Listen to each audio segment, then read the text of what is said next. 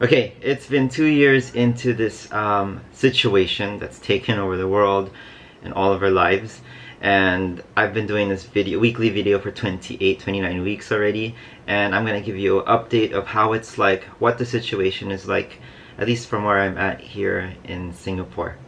Before I start, do consider subscribing to my channel if you haven't yet. I really appreciate it. It's a great way to show your support for these videos that I do. Alright, so for the situation in Singapore, so it's been 2 years since this started, and here in Singapore, every time I get asked the question, how are you doing, it's easy for me to say like, oh, I'm doing fine, it's good here, it's better here. And the reason I say that is because as a Filipino American, I've seen how much shittier it is elsewhere in other countries, especially back home in the Philippines. So if you don't know, I have been living and working in Singapore for the past 10 years. So I'm used to all the efficiency, the comforts of working in such a developed country as Singapore. And true enough, when this pandemic happened, although it was really big and scary and people were running to the fair price, the grocery stores, to take up every last bit of toilet paper, which was like worldwide, right? More or less, I have felt safe the past 2 years. I've really felt like, I feel, and this is my personal opinion, that the government here has been doing a fantastic job in managing the situation, keeping its citizens, keeping its residents safe. I feel the protocols, the measures, everything that they've put in place is pretty good. And that's just me, because I know I come from the Philippines. I know how things can look like when they're not efficient, and the consequences of that. So yeah, that's where I'm coming from. I know maybe other people, other residents, other non-Singaporeans in this country who probably, who come from other countries, maybe from Germany, from the UK, from the United States, they might have a different opinion. It's because, they're probably more liberal over there, over their policies, but I'm not going to dive too deep into that. I'm just saying, the long story short is that for the past 2 years, I've appreciated the safety, most of the protocols that have been placed. I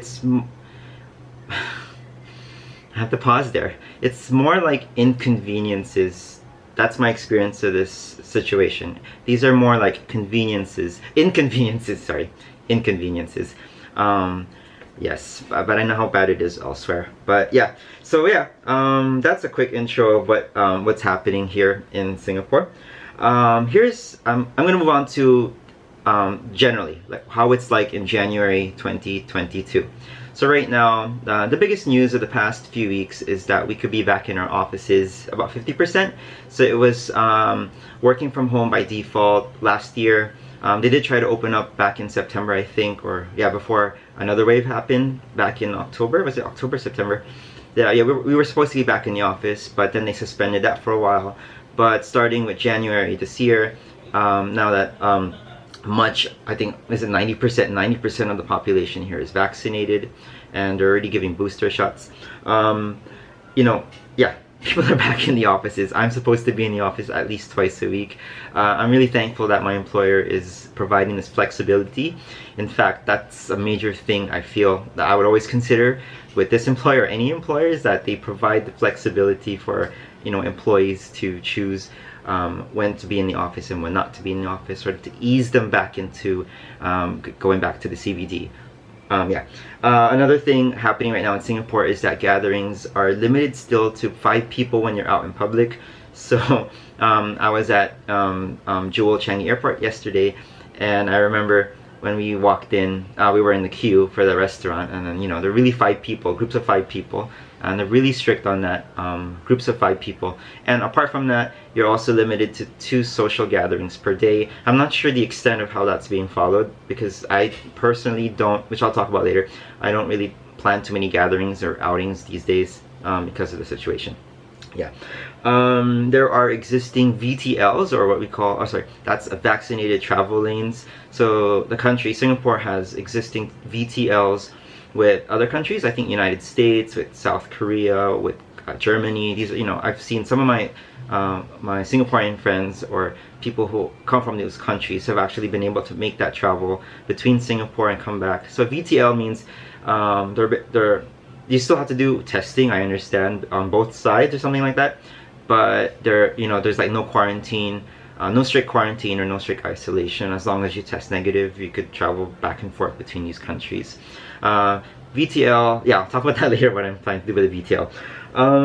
Yeah, and right now the cases are, as of this week, we're in the middle of January, the cases are around more or less 1,000 per day. It was getting scary a few weeks ago with the whole Omicron thing. It was like, what was it? I think it was like 3,000, I'm not sure. But it was it went back up, and now it's sort of going back down, I don't know. But these days we're starting to look at, in this country, people are starting to look at the, what do you call that? Damn it. It's the positivity rate, to see if it's going up or down, because they look at it like average week on week. And that's the number that people are looking at these days compared to, let's say, 2 years ago, where people were like, the government, you would really look at your WhatsApp and you get notification and saying that, like there are 23 cases and 5 of them were at this particular mall, this particular store. It was that detailed a year ago, 2 years ago, but now they've removed that. I think it's part of the whole endemic plan, and the whole plan for the country to move forward and just learn to live with the situation. Yeah, yeah, that's the general scope in Singapore. I'm trying to think of anything else if I missed anything. I haven't been going out to public places, which leads me to this next part of the video, which is the actual experience being here in Singapore. Every time you enter a shopping mall, you always have to scan, not only a shopping mall, you enter a store, you have to use what we call Trace Together. So they're all on our phones. It's an app used to track, Bluetooth connection, and you also you scan a QR code at the entrances of shopping malls, at establishments, just to scan you in. And once you scan it in, what's different this year, at least by now, 2022, is that there's a screen that shows that you're fully vaccinated. So the screen, they changed the layout. It's like a green screen, so it's easier for the people who are scanning or at the door to say, oh, this person's vaccinated. And yeah, so that's what you'll see. Yeah, so we have Trace Together. The government gave out tokens, these little tokens, a year ago, more than a year ago. Sorry, I forgot the date, and I'm not sure how widely used they are today. I have one. I got mine refreshed, renewed, when I got vaccinated last year. But this year, I prefer to use my phone because I don't know, the token thing seems to be super sensitive. You can keep it in your bag, and then you just pass by like one of those scanner things, and then it'll just go beep beep beep. So I just got irritated with that. So I prefer to just keep my Trace Together on my phone. Other things on a more personal, how the situation's affecting me on a personal level is that, yeah, working from home. So right now it's a split arrangement. So it's 50% of the workforce. Like I mentioned earlier, you could be in the office. So I'm in the office twice a week, and I'm just learning how to get back into the mood of going into the city. So when I was in the city last week, I did notice, people are back to normal almost. MRT stations like Raffles Place, restaurants, establishments, everyone seems to be just carrying on with their lives already. And it's very interesting to notice that, because that's downtown Singapore, and I live all the way here in the east. It's Pasir Ris. It's a very residential place. So suddenly you're in this quiet residential neighborhood, and then suddenly, bam, you're in Raffles Place and everyone's rushing out of the trains. Everyone's wearing masks, by the way. So in Singapore, mask wearing is still mandatory when you're out in public.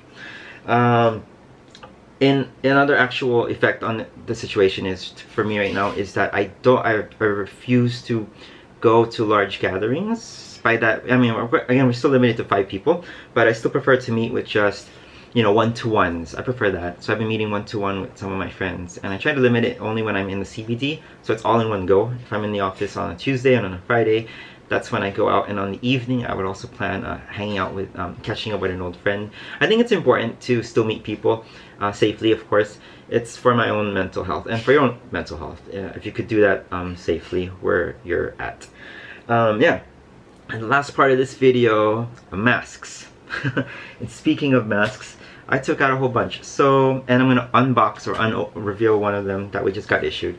So this is a new, from the Temasek Foundation. So here in Singapore, they've the Temasek Foundation has been distributing masks to the public, which you could pick up at vending machines. So you could scan, you use your NRIC, or you use your ID card, your Singapore ID card, to, you know, they scan it there, and then you get, all of us get issued different types of masks. So for the past few months, before I open this, let me show you some of the previous ones. I don't have the very first one, which was this cloth, this black Nutella uni. It's this black cloth. It's really thick, and I wore that at the very beginning of the pandemic. Oh my god, that's the only time I'm saying that word in this whole video. Yeah, I wore the black one, and then later on they distributed this white one. I'm not sure what the order was, but they distribute these masks, and they're never the same. It seems to be like they learn from they learn to improve each time. So these are some of the masks that I've worn. This one came from, yeah, I think this was Temasek Foundation. This white one with this like spring thing right here. Yeah, I don't wear that anymore. Trying to look at the other ones that I got. Oh, and then the last one, which everyone here in Singapore kind of joked, is that this one, I'm not sure if this is Temasek, but this came from government, I think. This one is a mask that people say looks like someone's underwear. It's really small. I didn't wear this. It felt, because it's a little crumply, the front part here. Yeah. And yeah, those are the government issued masks. Not government, I can't, my god. It was encouraged to be used by the government. I'm not sure if it's the, yeah, Temasek Foundation's government, right? Other masks that I've worn in the past few, but I don't really wear them anymore, is this one I ordered online. Yeah, I don't wear this anymore. I probably wore this in the first part of the situation. These I ordered online as well because they're really cute. Like, they have this design. Don't wear this anymore because I've shifted back to like the K94. Is it K94? The N95s because of this situation, you know, the new variant. So yeah, this one too. I'll probably wear this if I'm just taking out the trash, you know, when I need to bring garbage to the rubbish bin or chute outside the condo. This rainbow one I wore to the beach one time. It's pretty. I love this one. Again, I'll probably wear this if only if I'm taking out the trash, like outside the door. This really thick one came from a friend of ours. Thank you for giving this to us. It's really thick though. It feels like it's very wintry. Yeah. And this one's from Uniqlo. Same thing. Most of these I would wear if it's just nearby. But currently I prefer to wear the masks that you purchase, the one-time use, the medical grade ones, you know, the N95s, the K94s, which I mentioned. Yeah. Oh. Let me unbox this one. This is the latest one, the Temasek Foundation one. Oh, there's really thick tape. Let's open. I heard stuff from my flatmates from PJ that this is actually a better one. The best one so far from Temasek. So here it is. Let's open it. Okay. Oh, by the way, I'm not reviewing this formally. It's more like an appreciation post. I appreciate that I'm getting this for free. The government or the Temasek Foundation is giving this for free. Oh, okay.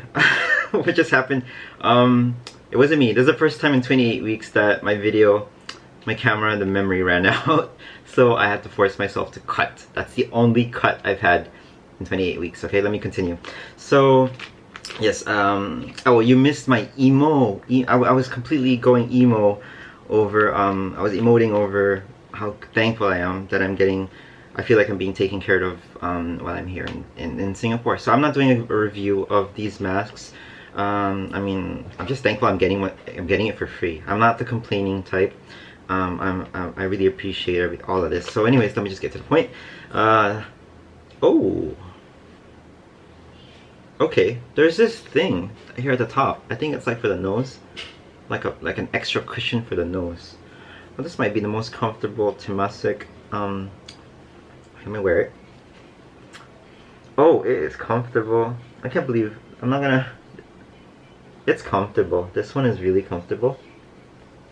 That was too damn tight, but get the point. There it is. There's a cushion here. I'm shouting. Here at the top. Yeah. Yeah. I'm gonna wear this. I was telling you I'm wearing medical grade ones, but yeah. Final thoughts. Right, for my final thoughts, we don't know. It's really hard to say. I think it would be ridiculous to predict. I'm not a damn qualified scientist or anything like that, but I'm not going to predict anything.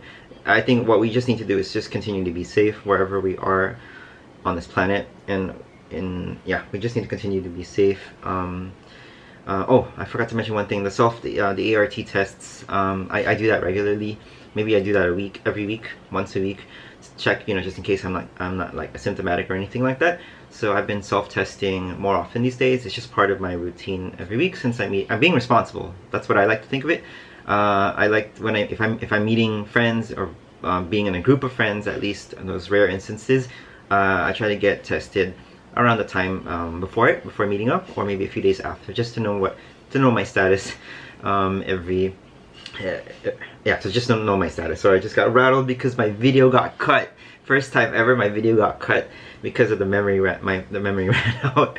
I wasn't prepared for that. Yeah, thanks for watching this video. If you reached it to this point, do consider subscribing to my channel if you haven't yet, and be safe. Yeah, be safe. That's a quick update of the situation here from Singapore. Hopefully things do get better and better and better and better, and if I were to do a VTL myself, it would be to the United States. I'm thinking of going to the United States, maybe. Priority, of course, would be to see my family back in the Philippines when that is possible. So, and I'm not sure when will that be possible during this time, because there are complications with, like, I don't know, applying for the re-entry here in Singapore or something like that, or also the risks involved, because going home to the Philippines means I will have to be staying in one spot, which would be our house in Cavite, and I don't think I could do that for my own mental health. I just, whenever I'm back in the Philippines, I usually take the parents, you know, to Tagaytay, or to, you know, I take them out. But I know the situation is we should all stay at home and be safe at this time. Yep, that's the end of this video. I completely rambled, but yeah, I'll see you next week.